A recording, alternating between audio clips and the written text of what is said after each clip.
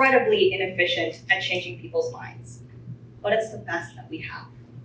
While art, music, literature, movies are all methods for people to propose perspectives and needs for change, they do not have the same urgency as groups of people intruding into our daily lives. While to most this is a form of annoyance, discomfort, or otherwise a small hindrance in our daily lives, the power of a protest lies within its ability to prompt the thought of why in just a few people. Why were they there? Why did they feel so passionately about this topic that they were willing to block highways of traffic? Why did they feel so strongly that they were willing to destroy historically valuable pieces of art? This introspection is what allows for the radicalization of people, radicalization that allows us to see the world without the rose-tinted glasses, to understand the desperate need for change, and to take action to make that a reality. It is questions like these, asked by enough people, that initiate social change. If you are a woman in the audience, it is questions like these that have given us the right to vote.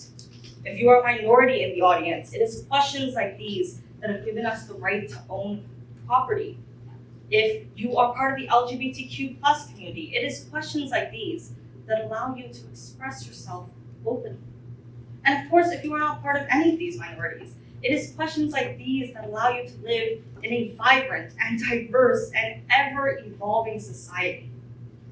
From the suffrage marches in 1913 to the Montgomery bus boycotts to the pro-Palestinian protests we see today, every collective cry for justice has paved the path towards a better future. So then, understanding the massive effect of protests, I ask you today, how would you define them? Are they simply large crowds moving through the streets? Because I would argue they are so much more.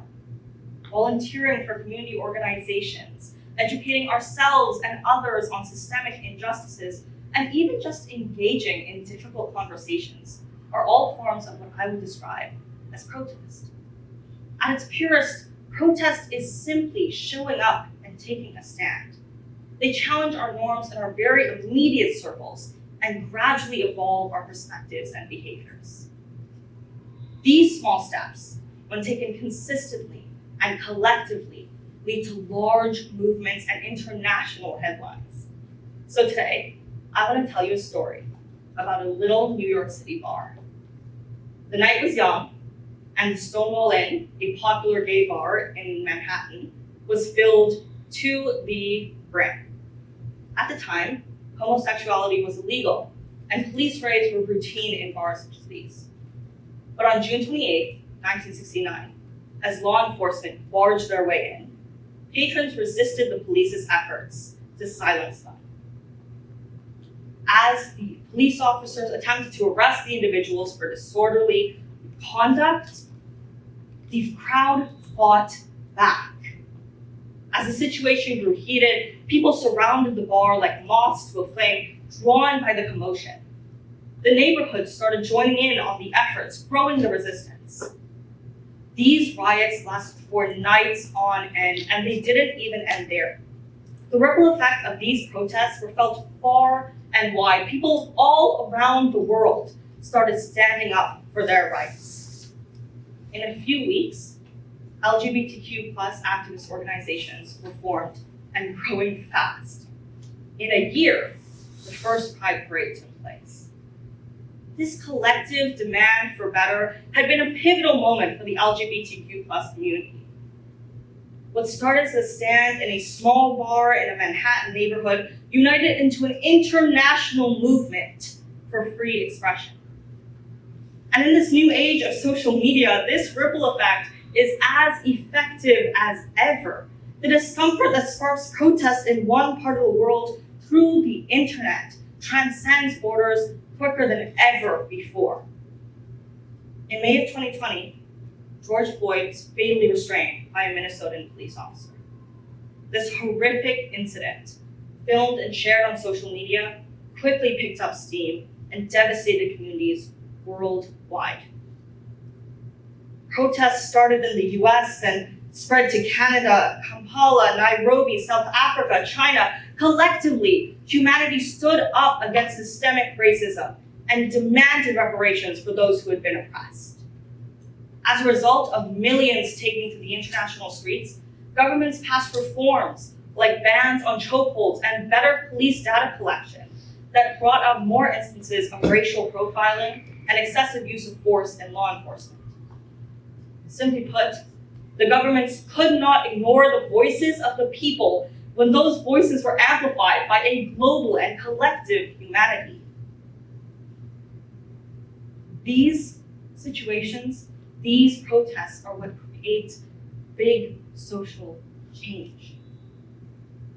In an age where information travels faster than ever before, protests have proved time and time and time again that they can lead to global lasting change. So now then, it's our turn. It is our turn to get involved in the problems that plague our world today.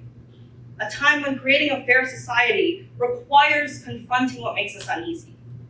In a world that prioritizes convenience and stability, these familiar roads don't and never did support the changes that we need.